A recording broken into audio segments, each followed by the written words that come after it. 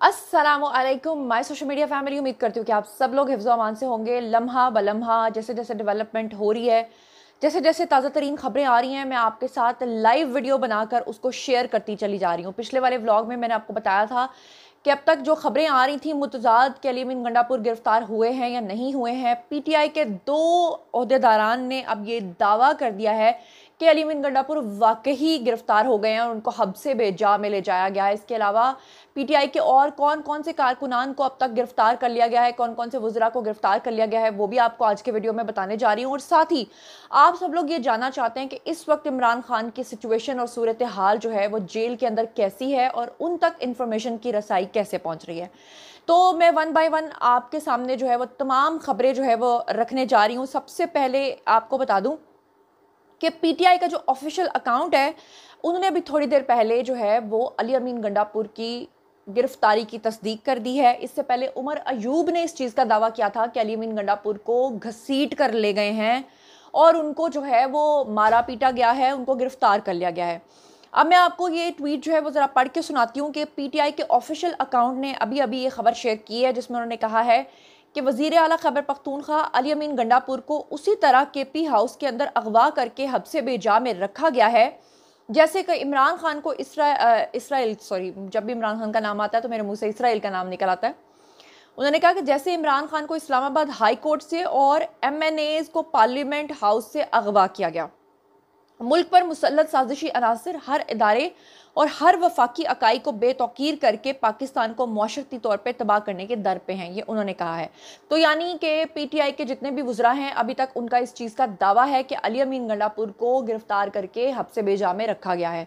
वैसे मैं आपको बता दूं कि अगर अब तक उनको गिरफ्तार नहीं भी किया गया इन केस, तो भी मैं आपको बताऊं कि अब इदारे उनको छोड़ने वाले नहीं हैं। अली अमीन गंडापुर के खिलाफ आपको मैंने बताया नाकाबिले ज़मानत वारंट गिरफ्तारी भी जारी हुए हैं और मैंने आपको ये भी बताया है कि उन्होंने जो शराब की बोतलें उनसे मिली थी और जो उनसे असलहा मिला था उसको उन्होंने कहा था जी ये शहद लेके जा रहा हूँ, और गैर कानूनी असलहा रखना और फिर दूसरी रियासत के ऊपर जो आप ख़ास तौर पे हमला आवर हुए हैं और ख़ास तौर पे आपके जत्थे में बहुत बड़ी तादाद में अफ़गानी भी शामिल थे। तो इन तमाम वजूहात की बिना पर अब अली अमीन गंडापुर की कोई भी खैर नहीं है। इससे पहले व्लॉग में मैं आपको ये इन्फॉर्मेशन भी दे चुकी थी कि जो खैबर पख्तूनख्वा है वहाँ पर गवर्नर राज लगने के भी चांसेस हैं। वो एक अलग बात है कि खबरें आ रही हैं कि अभी तक लगा नहीं है, लेकिन लगने के चांसेस हैं। और मैं आपको ये भी बता दूं कि जो गवर्नर है उन्होंने वज़ीर आज़म यानी कि प्राइम मिनिस्टर शहबाज शरीफ से गिला भी किया है कि जब हम संभाल सकते हैं तो आपने ये सारा जो सूबा है ये एक पीटीआई के सपुर्द करके क्यों आपने उसकी आत्मा रोली हुई है। अब मैं आपको एक और बड़ी खबर दे दूं, और बड़ी खबर यह है कि जरताज गुल जो हैं वो गिरफ्तार हो चुकी हैं। जरताज गुल को घसीट कर ले जाया गया है और ये भी पीटीआई के जितने भी ऑफिशियल अकाउंट्स हैं वो इस चीज़ को क्लेम कर रहे हैं कि जरताज गुल को घसीट कर उनके घर से गिरफ्तार किया गया है। उनके पैरों में जूता भी नहीं था और जो दुपट्टा था वो भी साइड पे पड़ा हुआ है। जो तस्वीरें अब तक आई हैं उसके अकॉर्डिंगली, और जरताज गुल जो हैं वो अब इस वक्त इदारों की हिरासत में है। तीसरे नंबर पे जिसकी हिरासत की बात की जा रही है उसका मैं आपको बता दूं कि दो खबरें थीं। खबर नंबर एक ये है कि दो बहनें हैं, एक का नाम है जी सनम जावेद, एक का नाम है जी फलक जावेद। फलक जावेद के बारे में मुबैना तौर पे ये कहा जाता है कि वो अली अमीन गंडापुर के पास जो इतने दिनों से थी वो उन्होंने वहाँ पर केपी हाउस के अंदर छुपाया हुआ था। तो अगर रेंजर्स वहाँ पर दाखिल हो गई है जैसा कि कहा जा रहा था थोड़ी देर पहले, तो फलक जावेद जो है उसको भी हिरासत में ले लिया गया है और वहाँ से कुछ नामालूम मकामात पे उसको शिफ्ट कर दिया गया है। ये भी चाय गोइयाँ चल रही हैं। और उसी की बहन सनम जावेद के बारे में उसके वालिद ने अभी जो है कुछ देर पहले शोर मचाया हुआ था, शोर गोगा किया हुआ था कि उनकी जो बेटी है यानी सनम जावेद वो अली अमीन गंडापुर के साथ निकली थी, रवाना हुई थी, लेकिन अब वो रास्ते में नजर नहीं आ रही, वो कहाँ चली गई है। तो बंदा पूछे अंकल जी कि आपने अपनी चे बेटी को भेजा क्यों था? आपकी बेटी घर में बैठ के अपनी जो 15-15 साल के उसके बच्चे हैं, जवान हुए हुए हैं, उनकी शादियों की आगे फिक्र करे, उनके फ्यूचर के बारे में सोचे, उनकी तालीम का सोचे, वो क्या आग लगाती फिर रही है। एक दिन आपकी बेटी इसी तरह कहीं फड़क फुड़क जाएगी तो फिर आप जो है ना वो फिर रियासत के ऊपर चढ़ दौड़ेंगे। तो आपकी बेटी को किसने कहा था कि वो रियासत के ऊपर चढ़ दौड़ने के लिए जो ना अली अमीन गंडापुर के साथ निकल आए, और वो अली अमीन गंडापुर के ऊपर ट्रस्ट करके निकली है कि वो उसको बचा लेगा। अल्लाह अकबर। इसके साथ ही आपको एक और एक्सक्लूसिव खबर दे रही हूँ, और वो ये है जनाब कि जो पीटीआई का ऑफिशियल अकाउंट है उन्होंने एक तस्वीर शेयर की है। आई डोंट नो कि अब तक ये सही तस्वीर है या फोटोशॉप्ड है, मुझे थोड़ी सी फोटोशॉप तो लग रही है। लेकिन उन्होंने लिखा है कि फ़िरौनियत की इंतहा, काजी वक्त पर तनकीद करने के जुर्म में सीनियर वकील मुस्तफ़ीन काज़मी को गिरफ्तार करके बदतरीन तशद्दुद का निशाना बनाया गया। आप लोगों को बताती चलूँ कि अभी 2-3 दिन पहले जस्टिस काजी फ़ाइज़ ईसा के साथ इस शख्स ने बदतमीज़ी की थी, जिसका नाम है जी मुस्तफ़ीन काज़मी। इस शख्स को बुलाया भी नहीं गया था रोस्ट्रम के ऊपर, ये अपनी मर्जी से आ गया था और इसने आकर धमकियां दी थी और इसने कहा था कि जी मैंने बाहर 500 वकला को खड़ा किया हुआ है, अगर आप लोगों ने पीटीआई के खिलाफ या किसी के खिलाफ फैसला दिया तो मैं आपको फैसला भी नहीं देने दूंगा, और जो 500 वकील बाहर खड़े किए हुए हैं वो आपके ऊपर धावा बोल देंगे। उसके बाद इसको गिरफ्तार किया गया था, उसके बाद इसका रिमांड लिया गया था। इसी वजह से आज पीटीआई की जो चीखें हैं वो निकल रही हैं, क्योंकि इस शख्स की बेड के ऊपर, हॉस्पिटल के बेड के ऊपर कुछ तस्वीरें जो है वो वायरल हुई हैं और कहा यह जा रहा है मुबैना तौर पे कि जी बड़ा तशद्दुद हो गया, तो ये हो गया, तो वो हो गया। अब मैं आपको अगली खबर दे देती हूँ। अब तक की जितनी भी ताज़ा तरीन सूरत हाल है वो मैंने आपको बता दिया कि ज़रताज गुल, सनम जावेद, फलक जावेद और अली अमीन गंडापुर के बारे में खबरें हैं कि वो सब गिरफ्तार हो चुके हैं। हंगामी सूरत हाल के पेश नज़र वफाक की दरख्वास्त के ऊपर सिंध की पुलिस को भी जो है वो यहाँ पर ले आया गया है और भारी नफरी को इस्लामाबाद के अंदर तैनात कर दिया गया है। पाकिस्तान तहरीक इंसाफ के इस्लामाबाद में एहतजाज के मामले पर हंगामी सूरत हाल के पेश नज़र जो है वफाक ने सूबों से मदद मांगी है, जबकि इस सिलसिले में सिंध पुलिस की भारी नफरी जो है वो इस्लामाबाद रवाना हो चुकी है। आपको बता दूं कि वफाकी हुकूमत की दरख्वास्त के ऊपर सिंध पुलिस के 1000 अहलकार गुज़श्ता रात इस्लामाबाद रवाना किए गए और आपको बताऊं कि कराची पुलिस के अहलकार जो हैं वो इसके अंदर शामिल नहीं हैं। रिपोर्ट के मुताबिक वफाक की दरख्वास्त के ऊपर सिंध पुलिस की नफरी के हमरा 5000 शेल्स भी इस्लामाबाद भेजे गए हैं। पीटीआई वाले जो है ना वो कह रहे हैं कि एक नया मोजज़ा हो गया है। अब वो मोजज़ा किस चीज़ का कह रहे हैं? वो कह रहे हैं इस चीज़ का मोजज़ा हो गया है कि शेल्स नहीं चल रहे वहाँ पर, क्योंकि जी बारिश हो रही है। तो बारिश कितनी देर चल जाएगी? सारे अगर इकट्ठे ही जाके हो जाएंगे डी चौक में, तो सोचे कि उनके ऊपर आसानी से फिर हमला हो सकेगा। अच्छा जी, ज़राए का कहना यह है कि भेजी गई जो प्लाटून जो भी कहते हैं उसको, वो सीनियर रैंक के अफसरान जो हैं वो उसके अंदर शामिल हैं। और आपको बताऊं कि इस्लामाबाद और रावलपिंडी में दफ़ा 144 नाफिज है।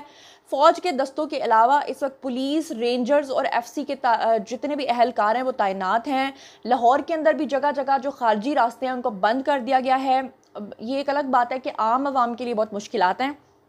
लाहौर के अंदर इन लोगों ने सोचा था कि बड़ी तादाद में लोग जो हैं वो इनके हक में निकलेंगे, लेकिन लाहौर के लोग आज का दिन पिकनिक मना रहे हैं, कल का दिन भी, क्योंकि वीकेंड चल रहा है। कोई भी तहरीके इंसाफ के हक में वहाँ पर लाहौर के अंदर नहीं निकला। एटलीस्ट मैं लाहौर के अंदर हूँ इस वक्त, तमाम सिचुएशंस को मैं खुद मॉनिटर कर रही हूँ, देख रही हूँ, यहाँ पर ऐसा कुछ भी नहीं है। इसके अलावा आपको बता दूँ रेंजर्स और एफसी के अहलकार जगह जगह तैनात हैं। दारुल हुकूमत में पाक फ़ौज के दस्ते जगह जगह गश्त कर रहे हैं। इस्लामाबाद के अंदर अमन व अमान की सूरत हाल जो है वो कायम रखने के लिए फ़ौज ने अपनी जिम्मेदारियाँ संभाली हुई हैं। फ़ौजी जवान जो हैं वो डी चौक पे पहुंच चुके हुए हैं और फ़ौज जो है वो 17 अक्टूबर तक तैनात है 245 के तहत। और आपको बताऊं कि फ़ौज को सूरत हाल के मुताबिक आतिशी असलहे के इस्तेमाल के समेत इंतहाई इक़दाम की इजाज़त भी दे दी गई है। यानी कि जो पहले कहते हैं ना कि फ़ौज को असलहा चलाने की इजाज़त नहीं है, फ़ौज अब ये नहीं कर सकती या वो नहीं कर सकती, फ़ौज को, रेंजर्स को हर तरह के इख्तियारात मिल गए हैं और वो अपने इख्तियारात का जो इस्तेमाल है वो भी करेंगे। इसके अलावा आपको बता दूँ कि जो बैरिस्टर सैफ हैं उन्होंने भी अली अमीन गंडापुर की गिरफ्तारी की बात की है और जैसे जैसे फर्दर डेवलपमेंट होगी मैं आपको बताती चलूँगी। लेकिन साथ ही आपको एक और बात बता दूं जो इस वक्त आप लोग जानना चाहते हैं कि इस वक्त जेल के अंदर इमरान खान की सूरत हाल क्या है। लास्ट जो खबर मेरे पास आई थी वो ये थी कि इमरान खान को जेल के अंदर टेलीविज़न की जो सहूलत दी गई थी आज के दिन में और जो कल का दिन गुजरा है, इमरान खान से वो टेलीविज़न की सहूलत छीन ली गई है और उन्हें बताया गया है कि आपका टेलीविज़न ख़राब हो चुका है, लिहाजा आप नहीं देख सकते। इमरान खान इस कदर फ्रस्ट्रेटेड है जेल के अंदर कि वो कपड़े उतार कर वहाँ पर घूम फिर रहे हैं। इसको मजाक मत समझिएगा, ये वाकई एक्सक्लूसिव खबर है कि इमरान खान जो है कपड़े उतार कर जेल के अंदर जो हैं वो इधर से उधर और उधर से इधर गश्त कर रहे हैं, शदीद गुस्से की हालत में हैं। इमरान खान जो हैं वो पहले जो खबरें लिया करते थे या जो लोग उन तक पहुंचा करते थे वो 3-4 लोग थे। एक बैरिस्टर सैफ थे, बैरिस्टर गौहर थे, अली अमीन गंडापुर थे, लेकिन इस वक्त उनका किसी से भी कोई राब्ता नहीं है।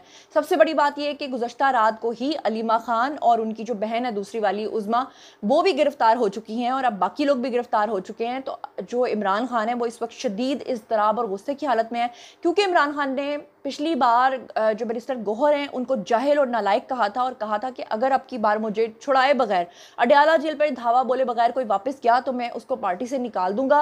और इसीलिए इमरान खान कल से फ्रस्ट्रेटेड है कि कोई खबर उन तक नहीं पहुंच रही है, कोई उनसे रब्ता नहीं कर रहा, तो हो क्या रहा है। इसके अलावा आपको बता दूं कि इमरान नियाजी जो हैं उनकी मोदी के कामयाबी के लिए दुआएं वो अपने वक्त में करते रहे हैं। आप सबके सामने उनके बयानात मौजूद हैं। और रऊफ़ हसन के भारतीय एजेंट्स के साथ जो राब्ते थे वो भी पकड़े गए थे और एक भारतीय स्पॉन्सर के बारे में तो उन्होंने अदालत के अंदर कन्फेशन भी किया था कि हाँ, उस बंदे ने उनको बाकायदा तौर पे स्पॉन्सरशिप करके बाहर बुलाया था। और उस शख्स का नाम था करण थापर, जो कि इंडिया का एक सहाफ़ी था, जो रऊफ़ हसन को बाकायदा तौर पर जो है वो बाहर उनके साथ राब्ते में भी रहा और पाकिस्तान के अंदर जो हालात थे 9 मई को, उस दिन वो बाकायदा उसको अपडेट भी कर रहे थे। और इसके अलावा बैरिस्टर सैफ जो हैं वो जयशंकर को एहतजाज के लिए कह रहे हैं कि आप लोग आइए और आकर एहतजाज में शिरकत की हम आपको दावत देते हैं। तो इससे आप अंदाज़ा कर लें कि ये लोग क्या चाहते हैं, ये लोग किन के स्पॉन्सर्ड हैं।